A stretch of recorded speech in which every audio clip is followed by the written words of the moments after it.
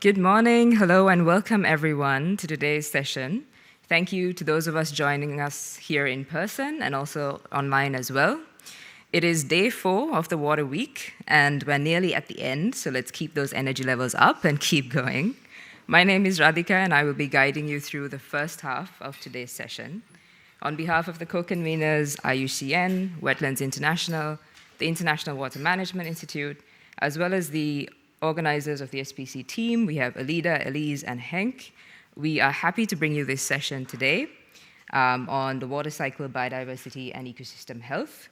And we're really glad that you are here and part of the conversation. So today in this session, we will showcase how water management supports biodiversity and ecosystem services. We will share success stories and challenges from different parts of the world. And we will highlight the role of indigenous knowledge and community-led solutions in this area as well. So the structure for today will be a keynote presentation as well as a panel discussion. A very interesting keynote and very amazing panelists we have lined up for you today. But before we go forward, I'd just like to make 2 quick announcements. To those who are joining online, please do engage in the chat. Please put your questions, your thoughts, your comments, and we will be happy to try and engage with them throughout the session. But if, due to lack of time, if we can't get to them, our organizers will be following up with you and responding as much as they can. The second announcement is that this session is actually the second of a 3-part seminar series. So the first one we had on Sunday, which focused more on the water cycle and climate. Today is going to be on biodiversity, ecosystem, health, and water, of course. And then later on today at 4 o'clock, we'll be looking at bringing all of these 3 together and moving forward with the global agendas and in our commitments and our next steps. So that will be an interactive workshop in person today at 4 o'clock, level 2, room 27, I believe. And so we really hope to see you all there as well today. I'm just going to check to see if we have our keynote with us online. Unfortunately not. He's joining us from Fiji, so there are some connection issues. So I believe we will go straight into the panel discussion first. We're changing things up a little bit. We have to be adaptable. So we'll go into the panel discussion, and for that, I'd like to introduce James from IUCN to introduce our panelists and moderate the session. Thank you.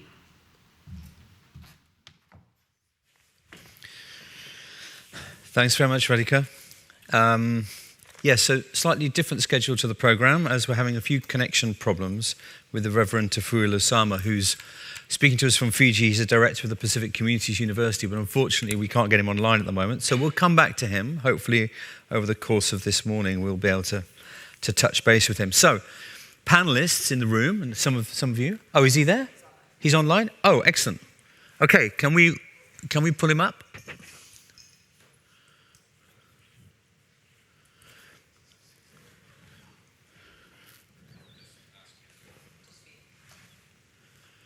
Reverend Lusama, can you hear us?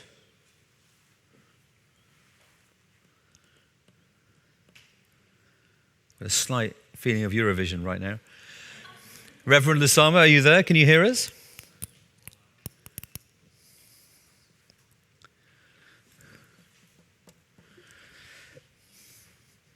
You sure he's there? You're muted. Yes, I can hear you. Excellent. Thank you very much for joining us. Can you hear us okay?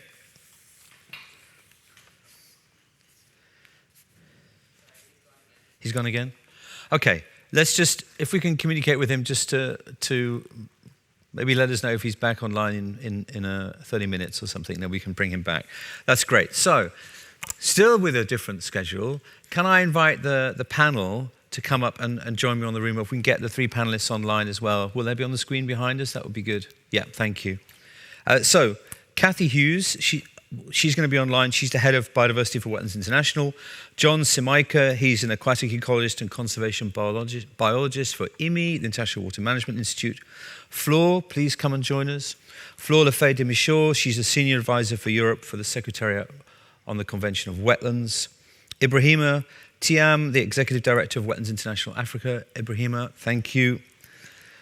Danielle Corsell, who from the Métis Nation, British Columbia, Conservation Policies and Programs Manager. Excellent. And Elise Blondell, please come and join us. Climate Change Young Professional from the Commonwealth Secretariat and a member of the Young Scientific Programme Coordinator for World Water Week. And Davison Sarachera, who is my colleague. He's the Regional Programme Manager for Integrated Water Resource Manager for IUCN, based in our office in Pretoria. Thank you very much for joining us. And I realise that we've slightly flipped everything because we don't have the keynote first, so to speak, to set the scene.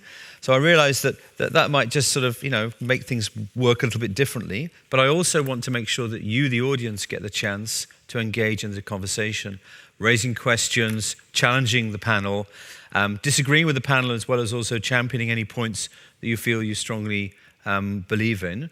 The idea is that we have a conversation amongst ourselves over the course of the next hour and a quarter, and that will hopefully make the session as valid and as rich as it is. We have a huge topic, a cornucopia, a cacophony, or as they say in this part of the world, a smorgasbord of issues that could really go down any particular route with this discussion around the role of biodiversity, ecosystems, and climate change, and how ecosystem resilience is a key element of mitigating the impacts of climate change, and the role of the water cycle within that as a key pillar of maintaining the health of the ecosystem. So, thank you very much, those of you online, for joining us. I'm actually going to come to you first, Kathy, put you on the spot first, so to speak. You work a lot on migratory fish, wetland ecosystems, those types of elements. What do you see as the major impacts of climate change upon the ecosystems and the species that you work on? And what are the key indicators that would give you an idea of if they're doing well or not? How do you monitor that level of ecosystem health? Hi, James, can you hear me? We can hear you. Thank you. Thanks for inviting me today. So just to check those questions, major impacts for swimways? No, so what I asked Kathy is, what are you seeing in terms of impacts on migratory fish and wetland ecosystems as a consequence of climate change? So, and was it also the indicators? Yes, so are there any key indicators that give you a sense of how they're doing? How do you monitor? How to monitor, okay. So I think the major impacts affecting migratory fishes particularly come from dams and infrastructure, which prevent them from reaching their spawning grounds or completing their life cycles. So barriers to migration, such as dams, hydropower, and also alterations to flow and hydrology at the greater level. So obviously, if we have a barrier such as a dam put into a river, that has greater impact than just flow. So it impacts the sediments, the nutrients downstream, but the amount and volume and timing and predictability of flow as well. And that can impact the triggering point for migratory fishes to stimulate their migrations, for example. But also things like loss of flow from over-abstraction is a significant issue. And then there's other threats. There's a smorgasbord, as you put it, of threats from pollution, invasive non-native species, unsustainable extraction of resources such as sand mining, or unsustainable fishing, and sort of indicators that we might want to go to monitor. I mean, I'm here today to talk about biodiversity and whether good water management can be implemented without considering biodiversity. And so for a whole plethora of reasons, which I'm not sure if we'll get to later, I would say we need to monitor the biodiversity to be able to be sure that water management is sustainable. Okay, thanks very much, Kathy. So we'll come further to those points and indicators to John, because I know that's the area that he works in as well, and I can see he's probably itching to just jump in on that conversation. But hold it, John, for now. Teriro, Davison. I know Teriro. I've known him for many years, and he's called Teriro in my world. So rather than Davison. So Teriro, in your part of the world, you work with a whole range of different basin stakeholders and a whole range of different landscapes. What do you see as the main impacts of climate change that are biting, that are really affecting water management?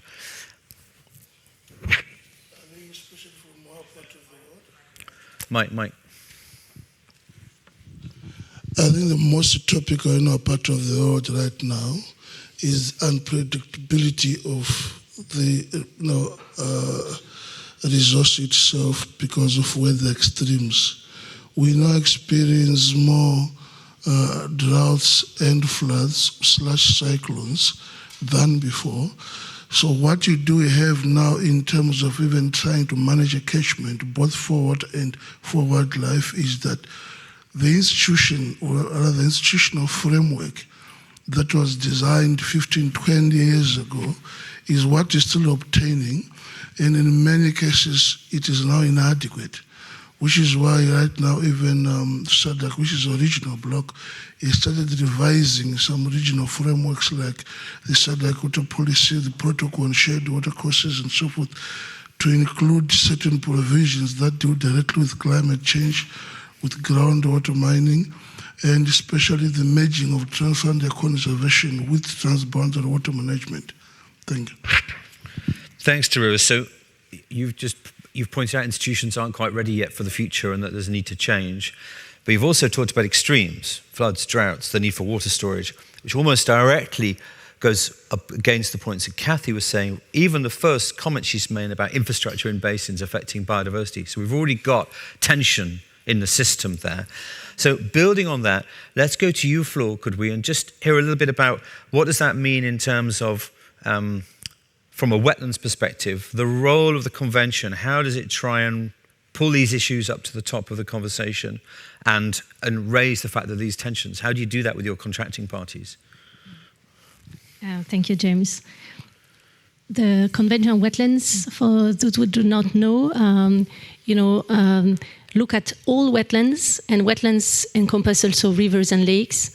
And for long already, we've seen that wetlands are really the interconnectors between water, biodiversity, and climate. They are key for climate mitigation and adaptation, and they are also hotspots of biodiversity. So for long already, the Convention has tried to promote the integration of all these dimensions within, first, for example, integrated water resource management plans, but also within national action plans, climate action plans. There are resolutions that are decided already at the COP 14 3 years ago, and this has been also confirmed at this COP 15 recently in Zimbabwe, that we have to use wetlands as the most effective and nature-based solutions to address the issues of integrating biodiversity within climate perspective and reversely. Okay, thank you. So integrating biodiversity into effectively sort of water management solutions. So John, let's go to you online. Can you hear us still?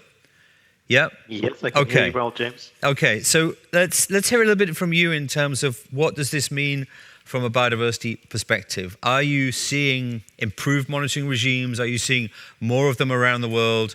And are they having the effect into mainstream water management? Well, so from my experience, I would say that there's certainly an attempt to improve the monitoring situation, but it's still predominantly based on measuring water quality from a chemical perspective, rather than indeed including biodiversity or biological indicators. And actually, so biological assessment for rivers, for example, you could say is relatively well widespread, whereas for lakes, less so. And if we're looking at monitoring biodiversity in aquatic ecosystems, very little of that is happening in reality globally. And just to follow up then, John, so what are the quick solutions to fix that?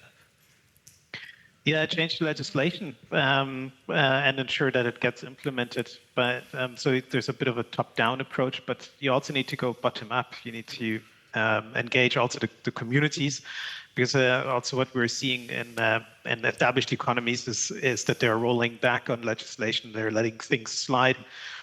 So what's really important is then that people engage themselves and take responsibility for their water bodies. Okay, thanks, John. So you're saying legislation's pulling back, and we're seeing that generally around the world. Tarira, you were saying that actually institutions need to lean in and develop and mature to be able to deal with the future scenarios and improve their frameworks. So we've got some tension and issues there as well. Let's go to you now, Elise, if I can. What's your, in your role, what's key about putting biodiversity considerations into more broader integrated water resource management approaches? And in particular, how do you incorporate a multiple range of perspectives, so different perspectives of different groups, different people? Microphone, please. Thank you, James. So at the Commonwealth Secretariat, we do try very hard to include a diverse range of voices. And within the Living Lands Charter, which is kind of new, one of the thematic areas that we try to work on is including indigenous knowledge systems and local communities. And I think, indigenous communities, and Danielle, I'm sure will speak to this a bit later as well, have known already for generations that the systems are interconnected. This isn't new information, but I think what is lacking is that reflection in some of these global frameworks. I think there's an acknowledgement that we need to include these voices, but rarely do we see the language being changed to reflect that kind of knowledge. And I think that, from an indigenous perspective, water, land, people are all interconnected, and they're not, water isn't a resource. It's not meant to be exploited. It's something that just is, and there's an inherent intrinsic value to those things that we need to remember. As non-Indigenous people, I think we can learn a lot from these systems to be able to apply that to how we deal with a lot of these issues. Okay, thanks, Elise. So let's go to you, Danielle, online. Can you hear us okay? I sure can. Okay, so in your work, your experience, maybe tell us a little bit about what it is that you do in your role as on conservation policies and programs manager, and then let us understand a little bit more about how it works in your part of the world in terms of the integration of indigenous knowledge into water governance practices and water management. Mm-hmm. So I'm based in British Columbia in Canada, and I work for the Métis Nation of BC. And so I'm just trying to process your question very slowly. But the work that I do is based in a lot of bringing Métis perspectives to let's say, nature-based solutions or into the biological world. And bring more of these Indigenous viewpoints into different programs. And so Elise was speaking a little bit to it of this piece around water is really foundational to everything. It's connected. We need to drink water. We're 98% water or something like that. But if you really step away from even just a river system, you can really extrapolate into terrestrial land bases, deep into the forest. So really, this idea is like life evolves from water. And so for us, it's really important to consider that lots of water bodies have entities. They're their own persons, and they have, beyond just the biodiversity that's available within them, beyond just this resource that we can use for agriculture and pieces like that. Some specific water bodies have spirits that we have to care for. It's part of our responsibilities. So we have one of our elders, Maria Campbell, speaks of a particular lake in Canada where there's been a alliance between humans and the beings of the lake, and that governs how that lake can be used. And so I'm really just making sure that when we start doing programs on the land or trying to encourage our people to participate in these pieces, we're bringing their voices into the space so that different perspectives are brought that aren't necessarily, yes, we agree that biodiversity is very important. Yes, we agree water quality is really important, but sometimes, often there's more beyond that as well that incorporates and isn't reflected in legislation, but really trying to create spaces for that. So. Excellent, thank you. Really important points there in terms of that we formalize everything through this legislative mindset that we have and how we regulate, but you're actually talking about far bigger cultural, heritage, spiritual issues around water bodies that are not able to be written down on paper in quite the same way and regulated. So there's a whole intrinsic, underlying, holistic world out there around water that we probably we don't understand very well, and that we've not very well integrated into modern water management thinking. So taking that on board, let's go to you, Ibrahima.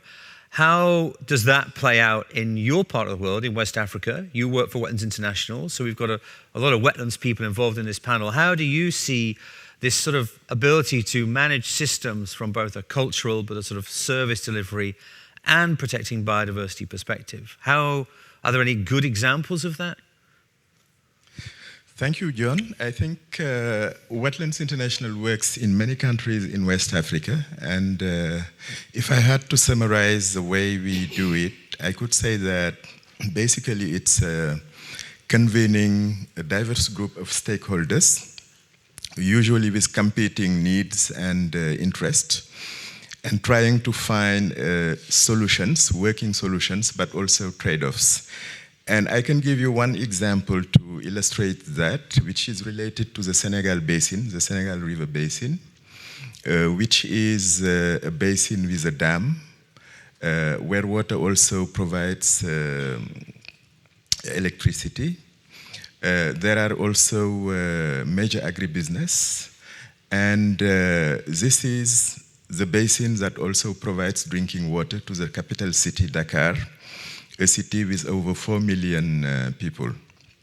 So what happened is that the Water Management Authority actually was privileging the needs of the Dakar city, and one of the sub-basins was no longer getting water, and this had really huge consequences for many communities who no longer were getting water for the local economy, but also impacting local ecosystems. So what we did was provide a platform for a conservation with the Water Management Authority, working with many villages and organizing them into a community of stakeholders, bringing to the table the Water Management Authority, the River Basin Management Authority, but also some of the private companies working there. And at the end of the process, the Water Management Authority agreed to let the water flow again in the sub-basin. And 3 years down the line, it really helped the ecosystem to revive. At the same time, we worked with the communities to start restoring the ecosystem, mainly using their local knowledge to restore the local species, which are very important for them for medical needs, for the grazing of the livestock, but also for their needs for just the farming and other things. So now this sub-basin is again living, and even in terms of biodiversity, it's giving a stopover to migratory birds coming from Western Europe. So this is a model that we find very effective, and Wetlands International continues to build those sort of stakeholder platforms to make the conversation happen. And this is not easy, because maybe for a private company or for Wetlands International, it's easy to go to see a minister or talk to some of the stakeholders. But for village people in the local communities, it's not. And that's where we come to help to bring together those villages, build community organizations, and put their voice really in front in order for them to be heard and their needs and interests to be taken into account when decisions are made. Great, thanks very much, Ibrahima. So putting voice first, putting people at the table so they can negotiate these things through and empowering them, really, and not necessarily believing that the infrastructure is going to solve their problems, but empowering them to also bring their own knowledge to the table. So you've all had to go round on the first sort of set of questions. I've got many more, some really challenging ones, so hang fire. But I do believe that we have the Reverend Lusama back with us, and we can now go to him for his presentation. Reverend, can you hear us?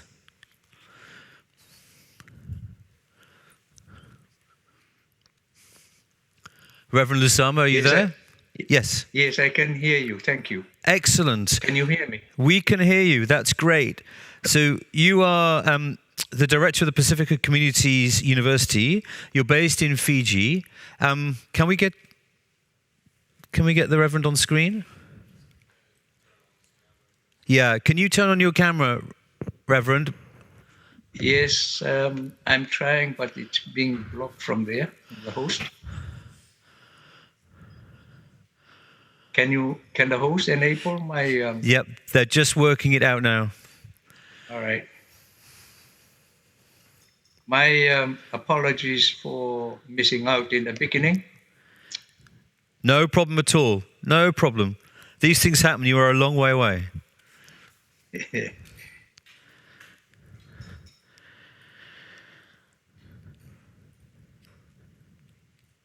There you are. We have you. Thank you for having me. Excellent. Wonderful. So just 1 minute, Reverend. Panelists, do you want to take a seat so it's maybe more comfortable for you to listen to the Reverend, and we'll come back up. Over to you, Reverend. Please, you have a very strong sense of climate justice. You travel the world highlighting the impact of climate change on island communities and island countries. Please share your experiences with us. Thank you so much for having me. Yes, I am the director of the Institute for Climate Indigenous Knowledge within the Pacifica Communities University. And my role is to recapture the indigenous climate knowledge that our communities in the Pacific have, which then can be used to influence climate policies around the region. Pacific people, as are indigenous peoples around the world, are very spiritual. Not in the Christian sense of the word, but in the indigenous understanding of what spirituality is. This can be explained through indigenous spirituality of relationality. We as Pacific indigenous communities live in a relational way of life, one that recognizes the interconnectedness and the interrelatedness of all aspects of life.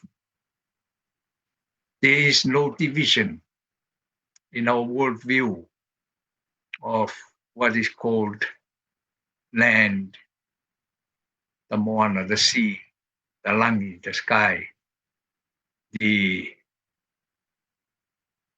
spirits. They are all interconnected. In the relational worldview of the Pacific people, all are interconnected. The whenua, the moana, the langi are embodiment of the whole, meaning that they do not exist in compartments. They are connected, so that when we talk about the waters, we are talking about the whenua, the land, the sky above, and the moana. We cannot separate them into isolated bodies. I would like to highlight a bit on the philosophy of the whole of life. Whole of life philosophy is in reference to the recognition that everything are interdependent. We cannot live without the other. The survival of people depends on everything that is around us. And in that sense, it is our responsibility to play our part. It demands respect. It demands care. It demands love. And it demands the right, their right to exist. Water is life, as we know. One can go without food for weeks, but one cannot go without water for a day. The implication that water is life, it is precious and needs to be protected. From what I have said before, the indigenous peoples, at least in the Pacific, sees water not as a resource to be owned, to be divided or controlled. Water is a relative, a sacred being with its own spirit, deserving respect. This is because under the philosophy of the whole of life, as I have indicated, and which is underpinned by relationality, all things work for the good of the other. It is other-oriented. This deep spiritual and physical connection to water is reflected in the indigenous knowledge through oral histories and their creation stories. I am from Tuvalu, and I would like to reflect a bit on the Tuvaluan cosmology in relation to water. In the Tuvaluan cosmology, water is the source of indigenous knowledge. In our worldview,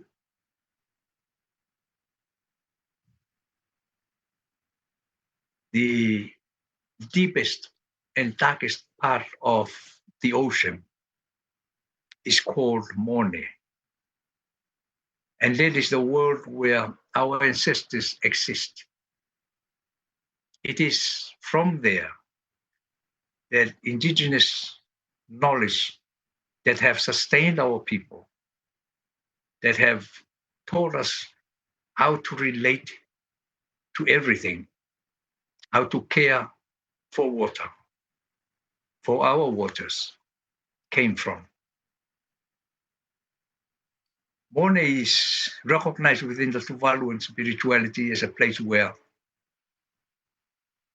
that source of knowledge and wisdom initiated or came from. In other words, water is not only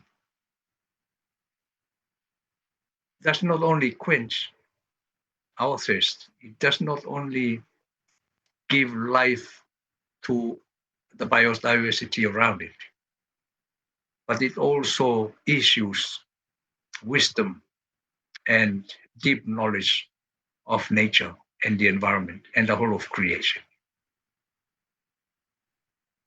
Water in our spirituality is a source of strength. The preciousness of water to our people is rooted in its ability to heal, to provide a refreshing energy to one who is stressed, who needs healing, who needs refreshing. One only has to dip oneself in the ocean or in a river to be refreshed. It has that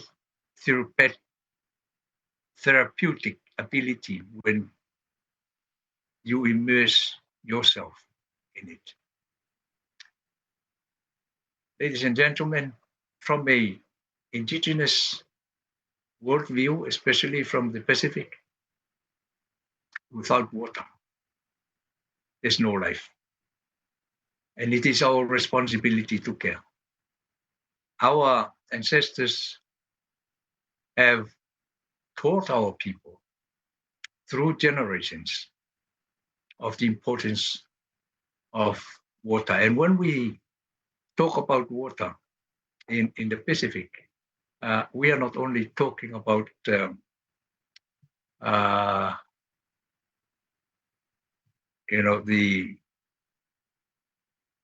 we are not differentiating between water and seawater. Water to us, literally, we use the word, in Polynesia, we use the word vai. And vai is in reference to any body of water that sustains life. And vai to us is part of us. And it is our responsibility to take care, to maintain, and to respect any body of water. I would end there, and thank you for listening.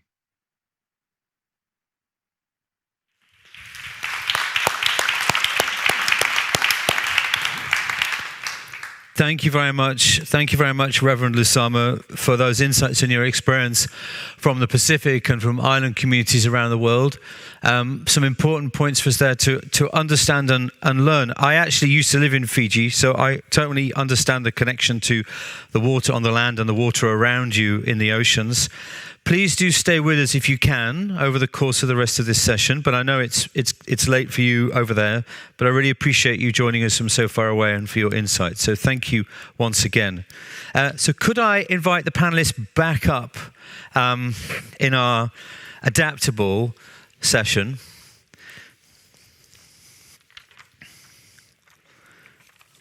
We're formulating some further questions for you. Please, the audience, if you can just bear with us, we're going to have a few more questions to the panel, and then it's your chance to ask some questions of people. Where's Tariro? Actually, I've got the question first for you, Tariro, actually. And it was the logical question from where we left off, which was, in your experience then, in the SADC region, you talked about how institutions need to reform to deal with the impacts of climate change and the pressures on the system.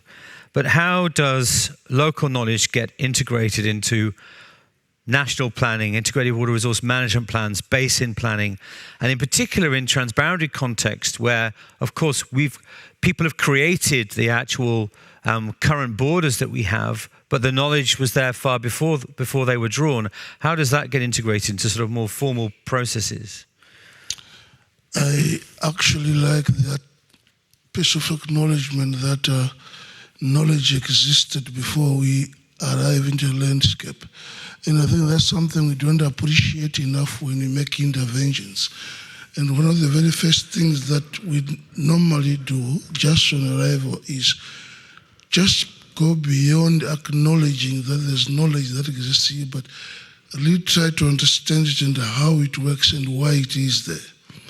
Because one of the biggest issues that may cause failure of interventions is not really understanding what was happening before you got there. And then you come in, you work on your project for 4 years, then you leave. And now these people have to continue without you. So when we walk around with best practice, I always say this to people because I like to keep things simple. I always say, when you think of best practice, do not confuse a description for a prescription and walk around with a toolbox of solutions looking for a problem. The consultative process itself that tries to understand the community and the landscape should be very inclusive, should really understand the dynamics, and I like what the Reverend said, the interconnectedness of certain systems. There's a spiritual angle to knowledge, to local knowledge that is, and from where we've been doing some work, especially in the SADC region, we've had a lot of internationally supported decisions, support systems that come with knowledge gathering tools like your hydromet stations, like your early warning systems that have been proven to work over certain landscapes in many areas. So one of the things that we've been trying to do is to really bring down this knowledge and merge it with what is already known, so that our capacity enhancement, I don't like using the term capacity building, because you assume there's nothing, so you're building, which is not true.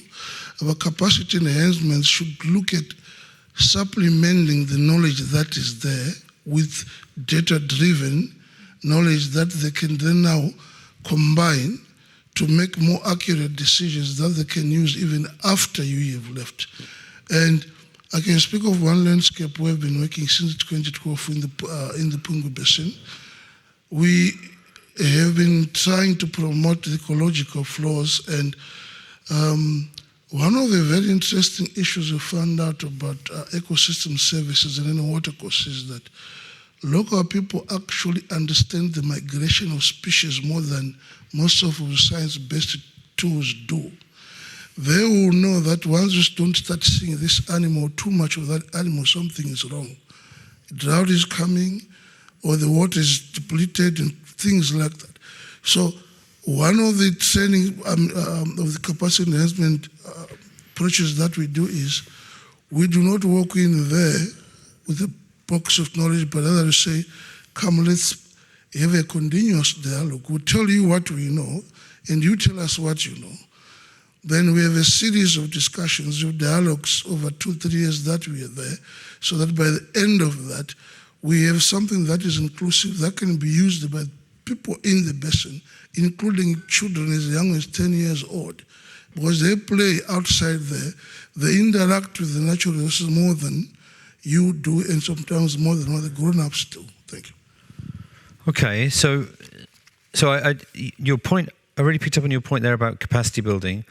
I totally agree. I think institutions don't want to have their capacity built. They want to learn and engage and partnership and thrive and have investment and work in partnership, rather than that quite sort of stoic, older style approach of capacity building. But within integrated water resource management, there's always a lot of knowledge, a lot of trade-offs of thinking. When we want to try and bring in things like biodiversity into the conversation, understand where biodiversity positions itself within more standard formulaic water resource management, I wondered if it actually has a role within that.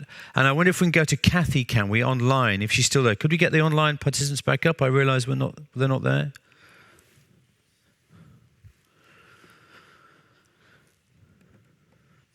Kathy, can you hear us?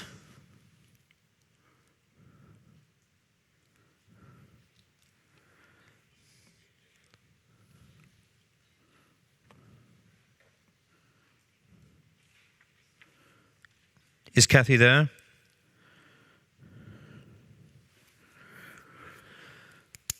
Okay, whilst we get that sorted out, then let's go floor to you. There's pretty much the same question. So when it comes to wetlands and the role that they play within integrated water resource management, does the Ramsar Convention have the opportunity to really influence national water resource management strategies? Or are wetlands seen as something completely separate, as ecosystem focused instead? Thank you. I must say that we are working with the International Network of River Basin Organizations, and they have already, about 10 years ago, issued a guidance on wetlands management and wetlands restoration with the Global Water Partnership. So I think this awareness of the link between water resources management and ecosystems is quite there. But still, I think there is a barrier with professional capacities. Some people have really been trained into an academic or scientific technical background on water purely, and they think perhaps biodiversity is too complicated, is another wealth of science that they cannot deal with. And it's interesting to see that the indigenous approach is totally, out of these issues of compartments, as we've heard from Reverend Lasoma. There is no notion of water on one side, biodiversity on the other side. There is all interconnected. I think also that in the water management, so integrated water management resources, the approach was mainly focused on human uses, how to deal with human uses, how to serve these human uses, and there was a bit of an overlook of the needs of ecosystems. And again, we heard earlier how much the health of humans are directly linked to the health of ecosystems, that we cannot put a divide there, and that ultimately we are all interdependent. And so on the question on the convention, I think what we are doing is to have strong global discussions with the CBD, so that the global biodiversity framework and its targets are all well reflected in all the resolutions and also the strategic plan of our convention, so that the people who enter with a wetlands entry point are well aware and well serving these biodiversity goals. And reversely, we are also talking to the water community, and this is today is an example, to have really this message that biodiversity goals should be reflected in any water planning, but also water budgeting and water action. Thank you. Great, thank you. So biodiversity should be an integral part of the whole approach. Do we have Kathy back with us? Kathy, can you hear us? Can we get the online panelists up on here, please?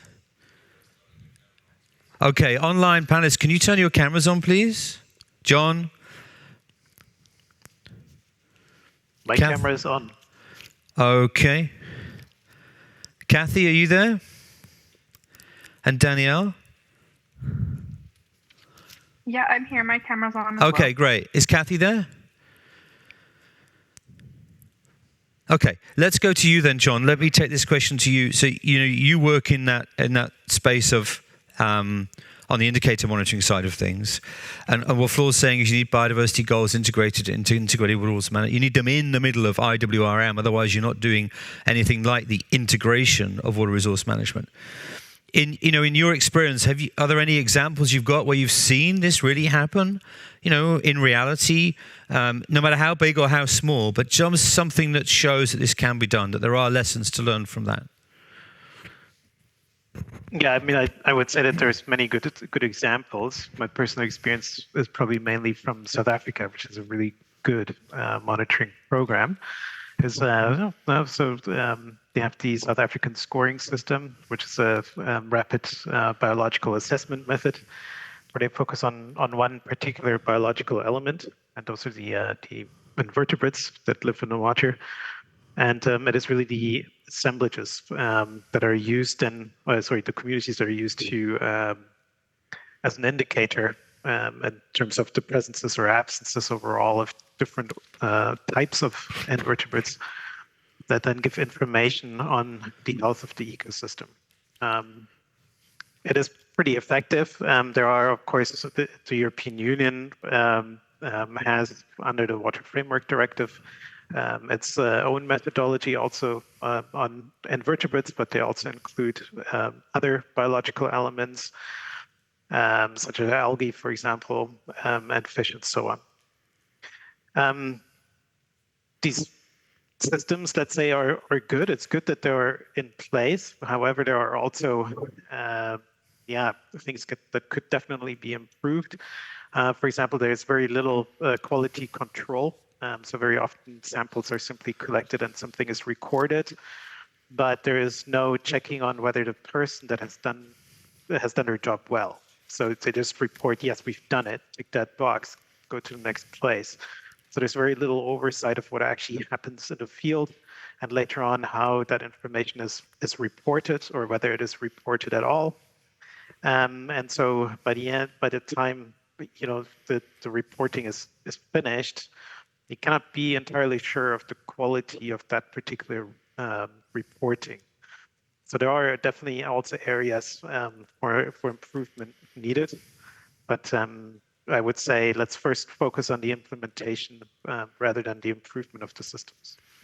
Okay, so just coming back to you on that, John, and I'm going to come to you next, Ibrahima, with a very simple question around nature-based solutions. But John, just coming back to you, what about the role of new technology, environmental DNA, other things that can actually speed up, give a level of, exactness, a level of surety over the results, and any role, I'm not going to throw this, I'm just going to say blockchain. I'm not going to make the conversation go down the tech route, but there are things out there that are being used in other sectors, and how is that coming into the work that you do in the field that you operate within? Yeah, so I see that there's great potential for eDNA, but I would be reluctant to say that is faster or more cost effective. The technology is simply too young at the moment. Databases are in many parts of the world still non-existent or in development, and so that will take some time. And also with the collection of environmental DNA at a site, you're actually getting information from the whole catchment rather than from that particular area. So it really then depends on the technology that you're using, depends on the objectives that you want to meet, the monitoring objectives. Okay. So getting the objectives right, understanding how you can drive investment to get the right technology in place so you can get the results you're looking for. So we'll come to you on that in a minute, Elise, as well, in terms of how that can be incorporated into frameworks to monitor progress. But Ibrahima, so you talked about putting communities at the front and center of the conversation, in particular where they have to deal with the trade-offs of infrastructure development, prioritizing cities. No country, no mayor is going to let their city run out of water. They're always going to prioritize the economic and the population hubs. But that means that everything in between sometimes suffers under periods of stress. So do nature-based solutions have a role here? Can they help fill that gap?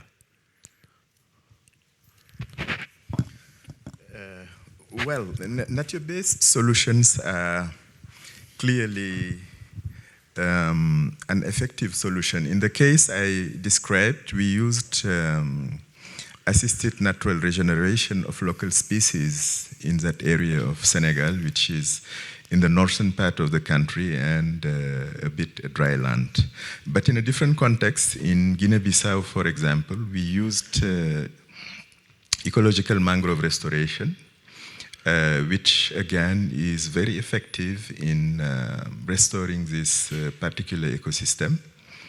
But again, it is central to bring the communities in, and that's what we did in Guinea-Bissau with our Wetlands for Resilience project, where we worked with the local kings, where we worked with local communities together with the government authorities to set up a landscape approach in a specific area and use those nature-based solutions to restore mangroves. And mangroves play a big role in these communities' livelihoods for fisheries, but also for a lot of other value chains in the area. Right, so really key point, because also many Ramsar sites are mangroves as well, right? So there is a clear connection to the type of ecosystem and the role of what the convention does as well.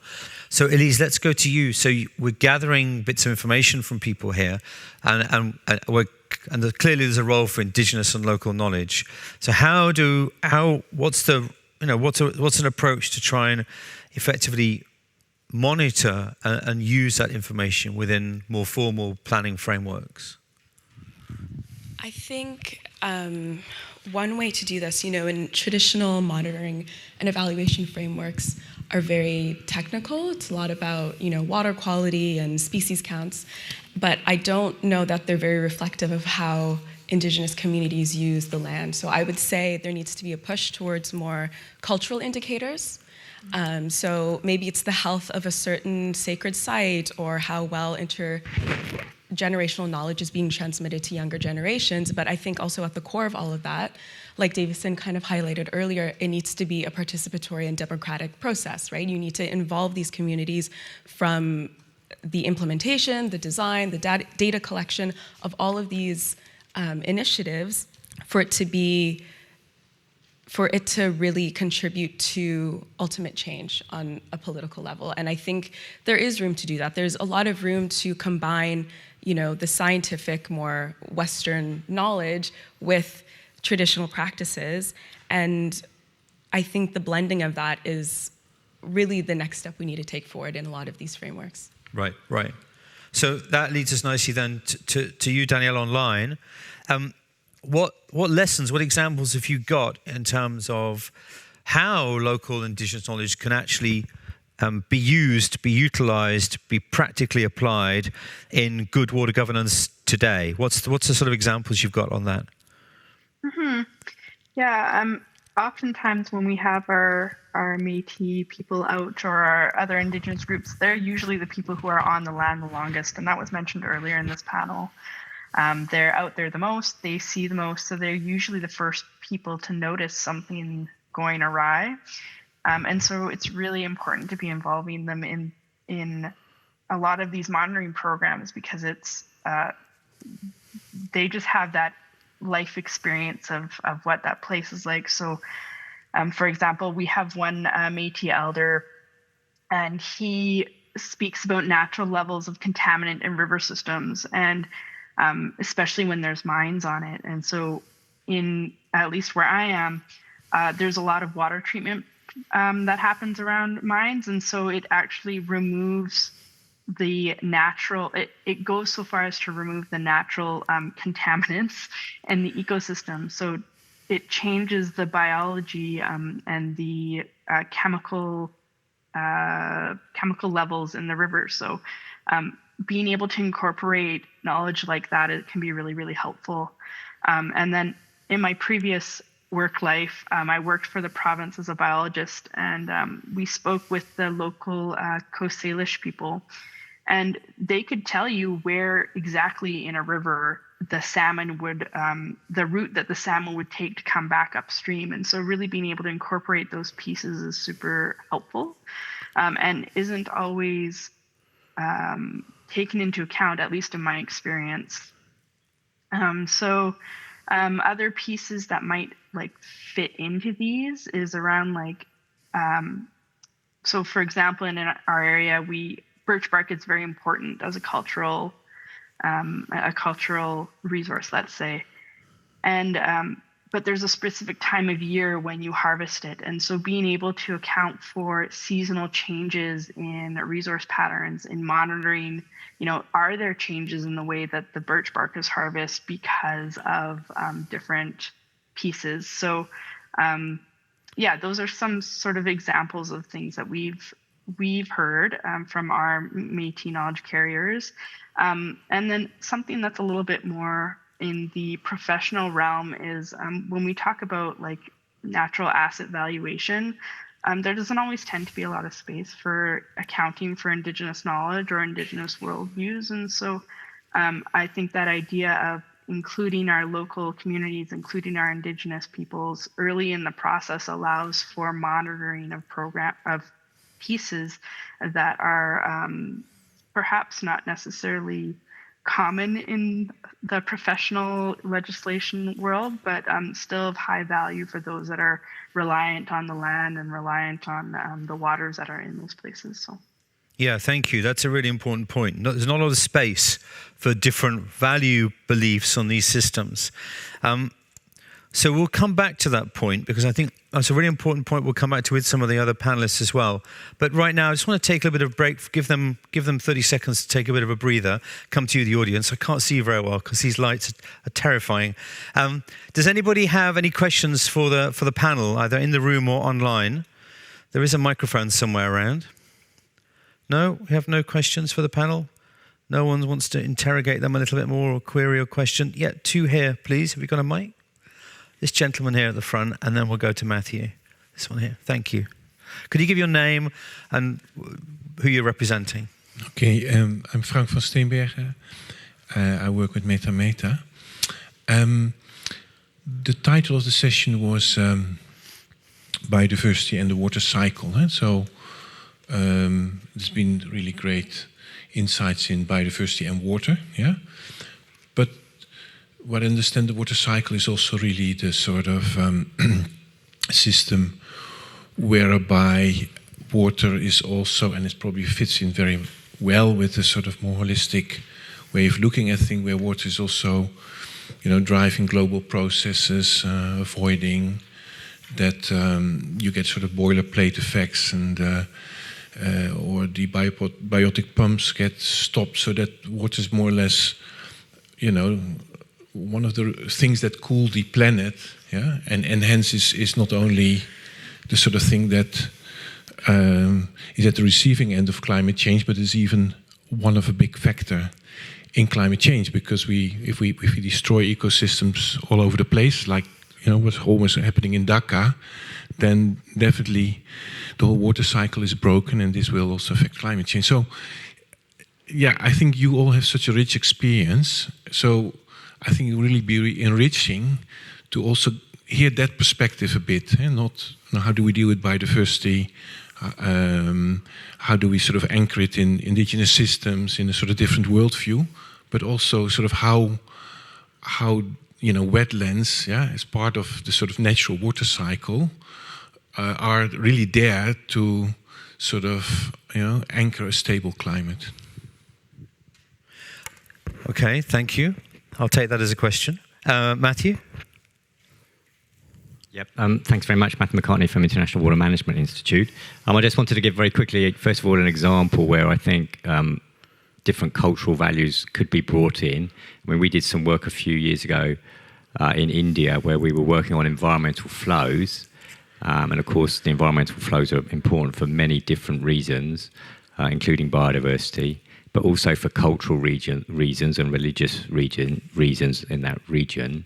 People need certain water levels to be able to do certain rituals and activities, and that was taken into account in the design of the environmental flow. So it's an example where, I guess, those values were built directly into integrated water resources management.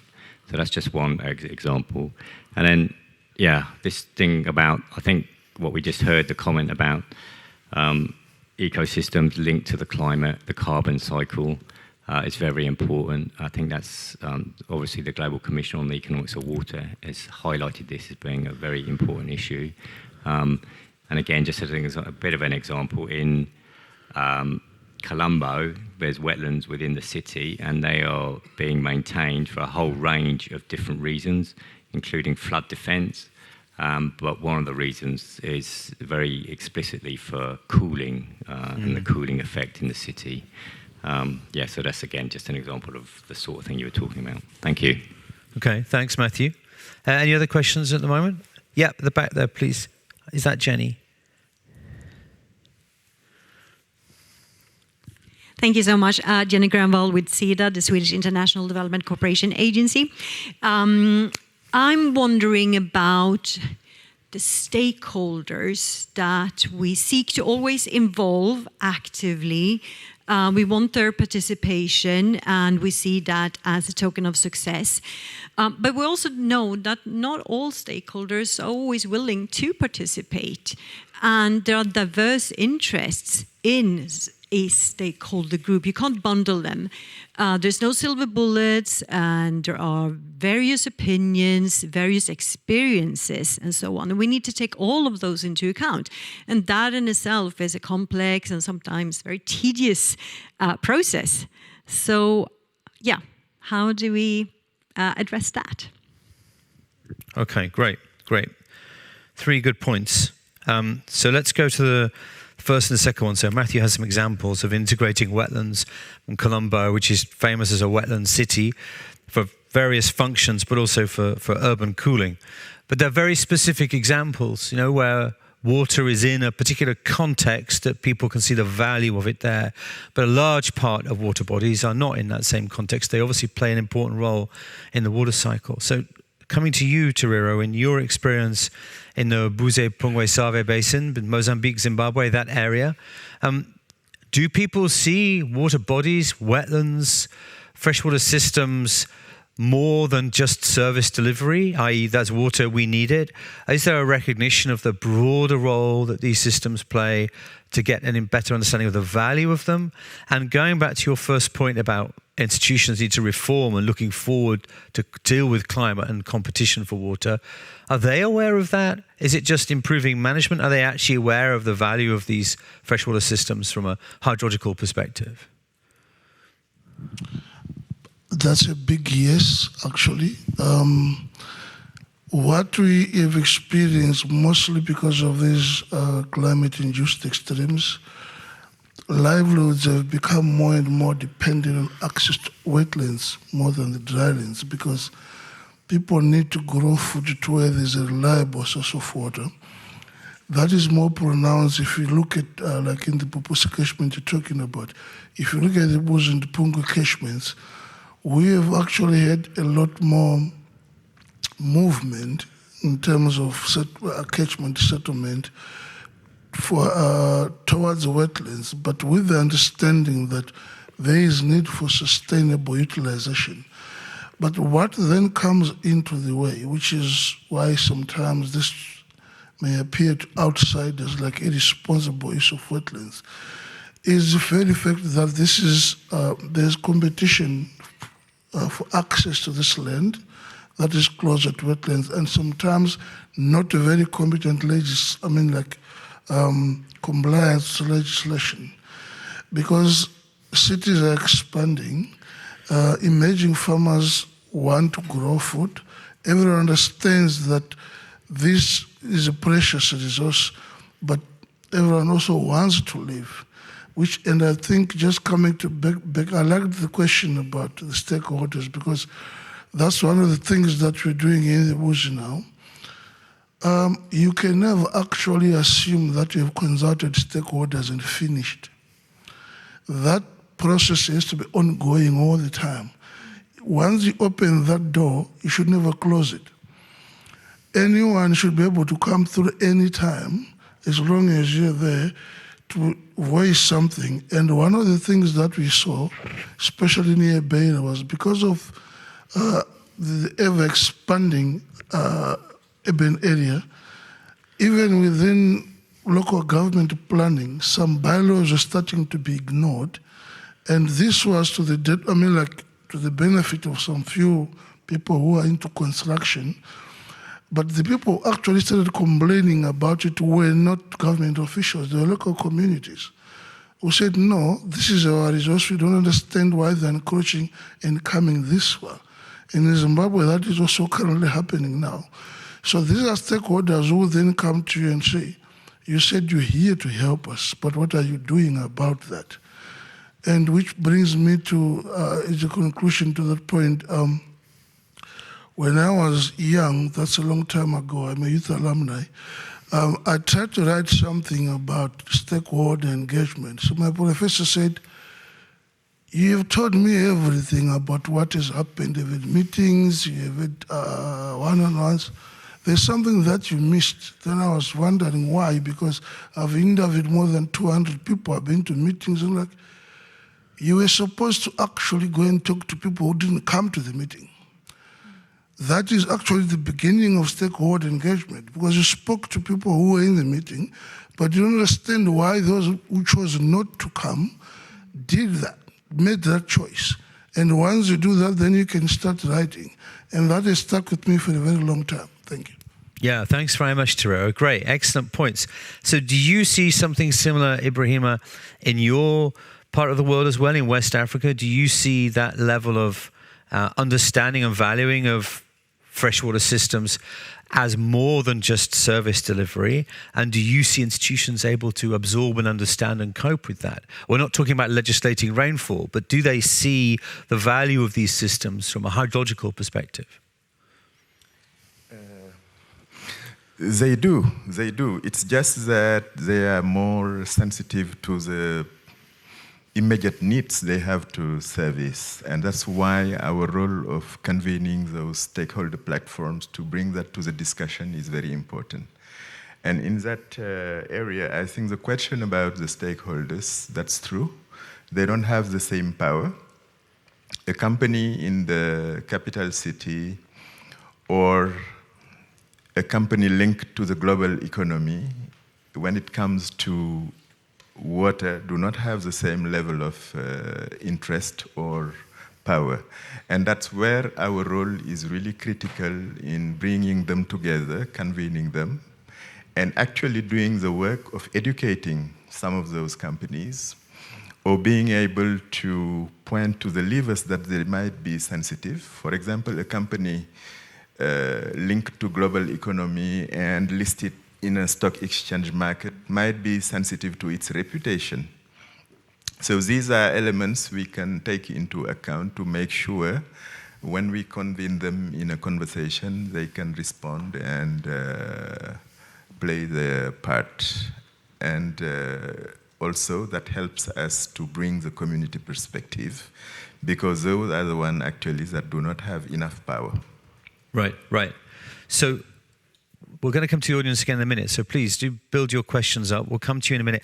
So Flor, just building on that, you just had a fantastic COP in Zimbabwe. They did an amazing job. Great COP, very successful for the conventional wetlands. But there is a gap, right? There's a gap between what countries commit to and then what actually happens on the ground for many, many reasons. But how do we close that gap? How do we put wetlands and the role of freshwater ecosystems more centrally into the discussions that countries are having? If wetlands are over here, but the mainstream integrated water resource management is over here, what's the challenge? What's the key trigger that will put water resources as ecosystems much more into that conversation? Thank you, James. Difficult question, because it's a gap that we are trying to overcome for long already. Mm-hmm. I think it's maybe two barriers. One is what was explained about this global hydrological cycle, and then what we hear about very local issues, very immediate needs, etc. This tension of making these two levels, speak to each other and reach each other, etc., is extremely difficult. Countries are a good intermediary in that. We have also, with the conventional wetland regional Ramsar initiatives, to also play a role of educating further, sharing experience, putting forth dialogues, etc. But it's a difficult one. And the other one is the silos. The silos very concretely, national focal points within ministries, even the single Ministry of Environment, are not the same people, the ones that are going to the Biodiversity COP, the CBD COP, the ones that are going to the Conventional Wetlands COP, and then the ones that are attending the Climate COP. I mean, each of these realms are extremely complex. It takes a long time to follow up the discussions, to get knowledgeable, etc. So it's an extra difficulty to have these very fluid interactions and being aware of that. So what we are doing, and IUCN is doing it with us and other what we call international organization partners, so Wetlands International, WWF, etc., WWT, IMI, are doing with us is really to repeat messages about this interconnectedness of messages, to provide a policy brief, for example, for climate delegations about wetlands, about water, about biodiversity, and reversely providing information on the global biodiversity targets to the climate delegations. So I think we should not be afraid of repeating things that we think in our communities that they are well known and already been said for 20, 30 years. Mm-hmm. But we have to do this because there are new people, there are always young generations of professionals coming in, and they have to listen about this beyond silos approach and these global stakes that are sometimes they are not aware when they start in a very narrow niche, professionally speaking. Right, Thank you. Right. So we do need to have a sort of a broken record, keep repeating issues, but maybe even some forced conversations need to happen at the national level as well. So let's just hold that point and go back to the audience. Yeah, Philip at the back there. Question from him, please. Thank you very much, Philip Beetlestone. We've been talking very much about river systems, etc., and located wetlands with river systems. But do you have any examples of groundwater-dependent ecosystems which are not necessarily flow into river systems that actually traditional or just populations recede to in times of drought? Because at least in southern Africa, there are lots of locations where this happens, or even acacia forests or sort of seeps, etc., which are refuges in time of drought. Do you see examples of this? And the next question would be, what is the focus on this from the government perspective, but also organizations' perspective? Because these are critical wetlands, which are usually forgotten in the general scheme of things, because you are focused on riverine systems. Thank you. Yep, thanks, Philip. And any other questions? Yeah, please. Thank you, and everyone, for your presentations. I find this session very interesting, and I'm learning a lot. I'm also wanting to show my appreciation to Reverend Lusama, who explained about Tuvalu cosmology. And I wanted to comment and... Can you let us know who you are first as well? Yeah, sorry. My name is Lisa Koperkwaluk. I'm from Arctic Quebec in Canada. I am an Inuk. I come from Arctic country.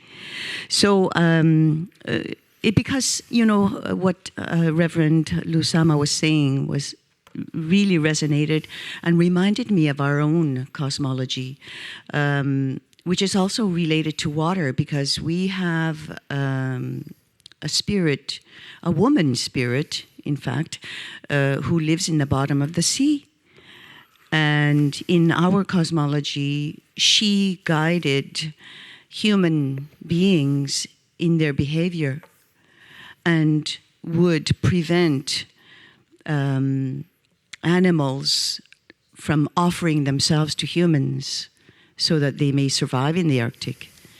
If humans misbehaved, if Inuit misbehaved, they wouldn't be able to catch the animals, and the weather would be bad. And so what Reverend Lusama was saying, I'm sorry if I'm mispronouncing, but it's like, that's right. There is so much interconnectedness and indivisibility and the interrelations between all beings, including water, and our relationship to it, and our rights, our inherent rights. So when I approach international conferences like this and we talk about our spirituality, I often have the impression that stakeholders might be thinking or scoffing at spirituality. But in fact, all humans on earth have this spirituality. We have connectedness, but we forget. So we must always bring it back. And so when we talk about anchoring and getting stakeholders involved, I know that the work is not easy, trying to get people to understand about indigenous cosmology, because it's not only about indigenous cosmology, but about our responsibility to Earth, to Mother Earth. I wanted to add that. Thank you. Great, thank you very much. Thank you. Important points to remind us and ground us. Alida, you say we have... Ah, yeah, please. Hi, I'm Himanshu Dev from Floor Corporation. We are in the engineering and construction company. We build big projects all around the world, for probably more than 100 years, our company. And I have been in the industry for nearly 40 years.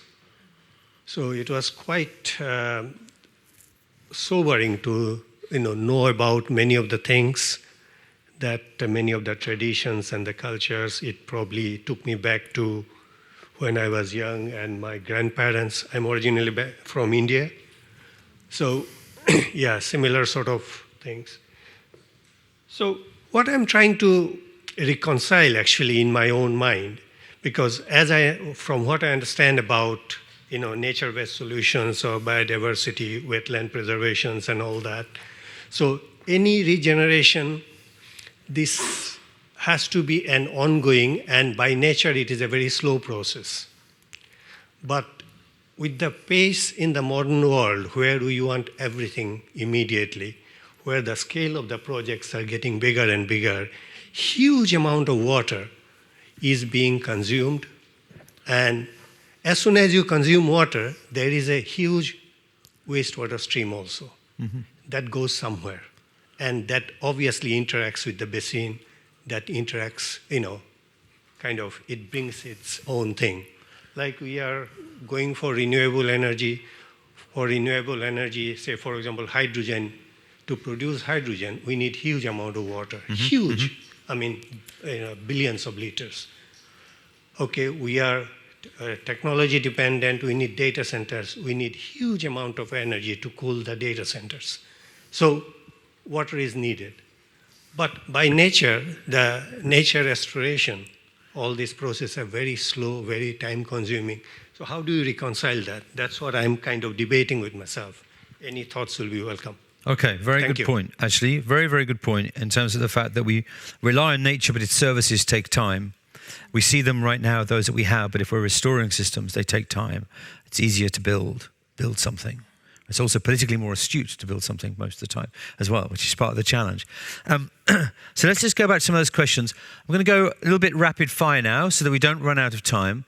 So if I can come to you first, John, the comment from Philip on groundwater dependent ecosystems, the role that these unique systems have. And there's a whole variety, of course, around that. There's also a whole variety of other sort of groundwater systems like karst systems. They're also on islands. Very, very unique, very, very fragile, very, very important. I wonder if you could share any experience, any perspectives you've got on that in terms of how we can include those much more into understanding the hydrological cycle, water resource management, and the role of governing these systems, given they're so unique. Yeah, so springs are indeed quite special, also from an endemism perspective, but also people use them.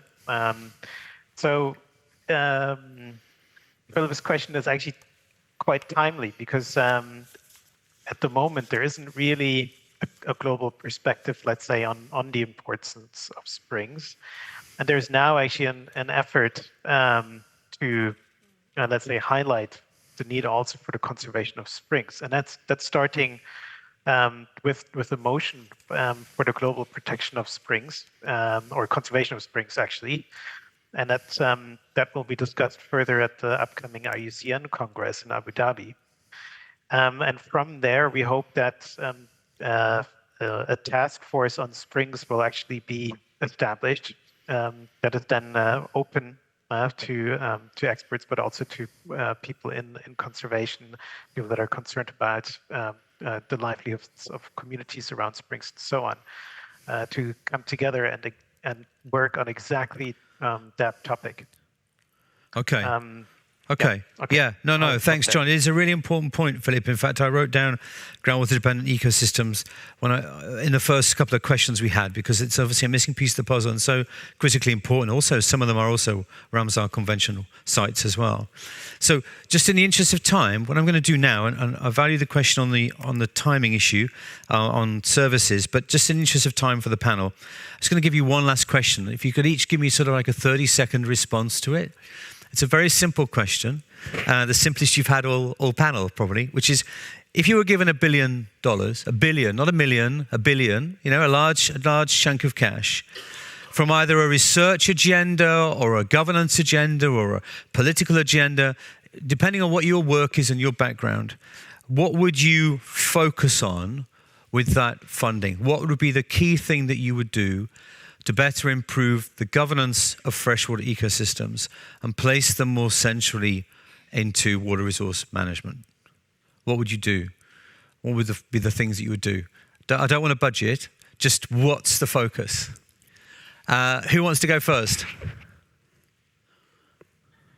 Toriro, we're going to pick on you again. Mike, Flor, can you pass the mic down? Community-focused resilience is an adaptation to climate change. Great, thank you. I think I would combine my billion with Davison's. So we have 2 billion to focus on the same thing. Oh, no, that's youth speaking there. That's very good. That's very good. Ibrahima. I would put in place a conservation trust fund to make funding available in the long run to solve those problems. Okay, excellent. A mechanism? Flo?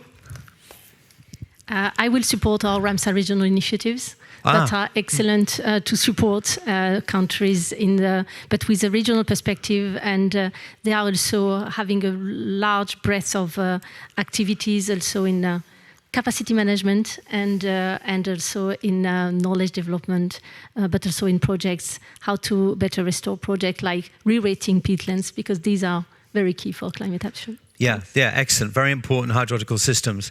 And Ramsar relationships are very good dialogue platforms as well. Just a little plug there.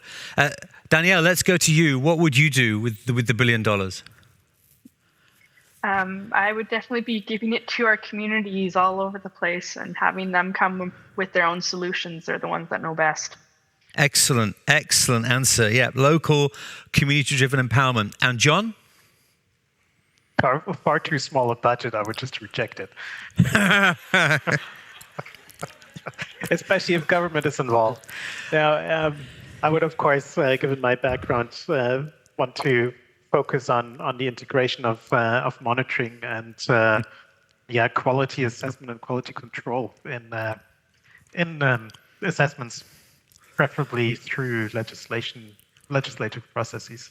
Great. Thanks very much, John. So thank you all. Please join me in thanking our panelists online and in the room.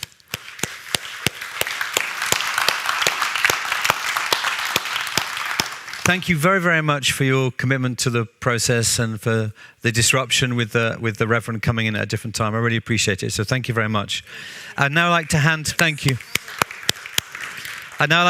over to Radhika.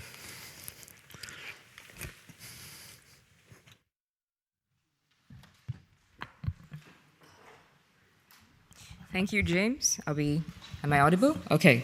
Thank you, James, and thank you to our amazing panel for sharing their expertise. I trust that we now all have a deeper understanding on how water stewardship and biodiversity are interlinked. Trying to summarize that panel is not an easy task. That was quite an interesting and amazing conversation. So I'm just going to share a few key aspects of what stuck with me, and I hope you will all take home the key points that stuck with you as well.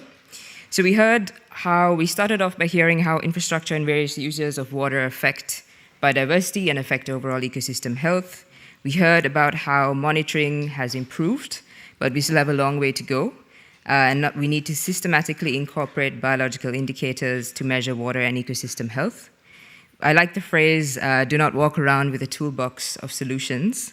And we really need to bring in local knowledge that is there together with data and evidence as well. Bring in all stakeholders to ensure that every single voice is captured at one table. We need to move away from just the focus on humans to look at entire ecosystems. And we also heard that we need to change the language that we use to reflect the local and indigenous knowledge and to include more cultural indicators in the way that we do things as well. It's important also to keep repeating the message of interconnectedness in our biodiversity, water, and in our ecosystems as well. We heard from the Reverend about the relational way of life and that there is no division or isolated bodies, that everything is interdependent and that water is that key source. The indigenous knowledge of water is why we care and is why we do things. So if I may close by being real for just a second, this is my first Stockholm World Water Week, and it's been amazing to hear and to learn from all these different perspectives and different knowledge. At the same time, it's also easy to get overwhelmed. It's easy to hear about all of these different challenges that we face and all of the different information that is coming our way. It's also easy to become complacent and also numb by hearing the challenges repeatedly. So let's come back to the reason of why we started in the first place. The reason why you and I got into this water space in the first place. As we have heard today, it could be your faith, it could be your belief system, it could be a skill or a knowledge that you have. It could be a solution that you have identified. So I believe that we come back to that reason of why we started in the first place, we can actually move forward. It'll help us drive forward and actually live out what we are saying and not just talk about it repeatedly. So coming back to the reason of why we started in the first place will help us act. It will help us be that impact in our circles of influence as well. So just to leave that thought with you, thank you very much for joining us here in person and online as well. And we hope to see you at 4 o'clock for our workshop. Thank you, everyone.